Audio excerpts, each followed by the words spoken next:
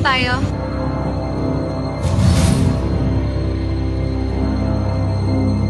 Kuya, saan niyo ba ako dadalhin?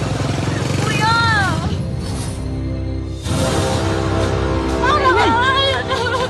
Kuya, kunin niyo na lang ko yung gamit ko. Wag niyo ako sasaktan. Sa amin na!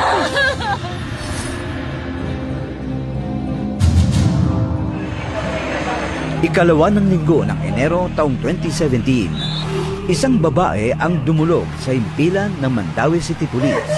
Ang naturang babae, takot na takot at halos di makapagsalita. Ma'am, huminahon po muna kayo. Kung gusto niyo po na matulungan namin kayo, kailangan niyo po sabihin kung ano nangyari. At makikinig po kami sa inyo. Ma'am, ginahasa po ako. Kwento niya is galing siyang trabaho. Tapos sumakay siya ng, yun na nga, habal-habal. Kuya, sa Kanduman po tayo. Tapos nilala siya dun sa madilim na lugar. Kuya, hindi po ito yung daan papunta sa amin. Kuya, saan niyo ba ako dadalhin? Parang awa niyo na. Kuya, ayoko, awa ka sa akin. Kuya, huwag niyo po ako kakalamin. Ako, panganak po ako, kuya. Kuya, Ang mga pakiusap ng babae, di pinakinggan. Wala, parang hindi nakikinig eh. So, ang sabi niya, kuya, iba na lang yung gawin, kuya. Wag na lang yung ganun, yung gusto mo. Kinuha yung ulo niya, pinababa siya. Tapos pinuksan yung zipper. Dala ng matinding takot, wala na ngang nagawa ang biktima. Tigil mo na yung pag-iyak mo. After that, pinasakay siya sa motor niya.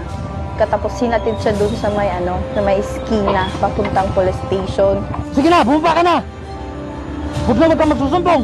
Kung hindi, babalikan kita! Baba! Pwede mo ba i-describe o sabihin kung ano palatandaan o pagkakakilanlan sa lalaking sumalbahe po sa inyo? malaking tao po. Sabi niya, hindi niya makita kasi naka-helmet daw, tapos naka-mask dito. Bakit na? Huwag kang lilingon! XRM, black, and then may ibang kulay na red. Yun lang yung description niya kasi hindi daw maklaro yung plate number eh. Parang sabi niya for registration lang daw. Pero ito'y simula pa lamang pala. Dahil ang lalaking hayok sa laman, muling mambibiktima. Ang masakla pa, mas matindi ang kanyang gagawin. Anong nangyari dyan? Bakit ganito? Puro pasa. Nanalay po siya,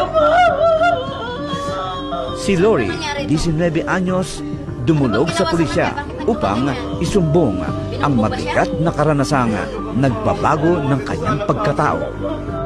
Yung time na yun, galing ako trabaho noon.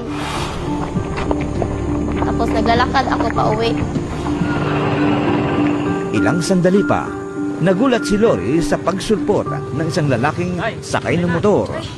Nakakagulat naman ho kayo, kuya. Hindi na ho, malapit na rin naman po yung sa amin. Buong akala ni Lori, lulubayan na siya ng lalaki. Kaya nga, nagulantang siya sa sumunod na nangyari. Ay bigla na lang tumakip sa bibig ko. Hindi ko na malaya na sinusundan niya pala ako.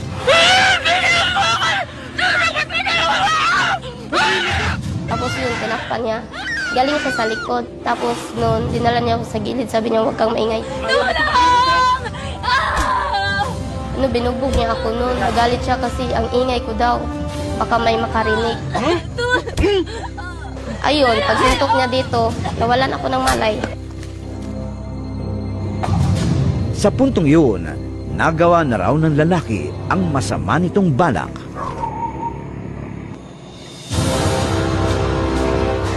Anong ginawa mo sa akin? Walang iya ka. Pagkagising ko, ayun, wala na akong sapot sa baba. Tapos siya din. Tulong! Tulong! Nagsisigaw na naman ako. Maya-maya sabi niya, huwag kang maingay kasi may paparaan na motor.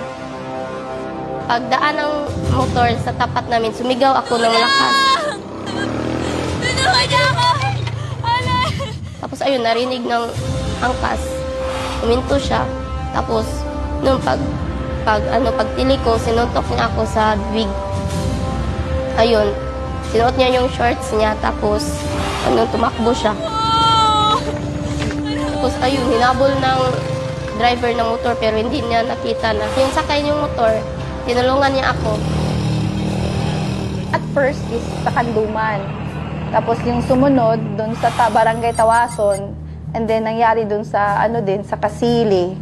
Tapos, umulit-ulit sa Kanduman na naman. Ang bilang ng kanyang naging biktima, mabilis na dumami. Mga 12 reported. Every time na nangyayari yun, pumupunta talaga kami sa mga yung lugar ba? Sa 2 buwang pambibiktima, napag-aralan nila ang tila ritual ng rape. Crime clocking na yon, ginawa natin kung anong oras mostly nangyayari. Sa lugar po yan? Anong oras po nangyari ito? Wala po. Kung anong araw mostly nangyayari. And even the weather condition. Di sinali ko yun. Inistudyuhan ko ng almost 2 months. Ang una, nakikita natin sa oras is between 1 up to 3:30. Dahil darating sa reporting ng office is 4:30 to 5 to 6.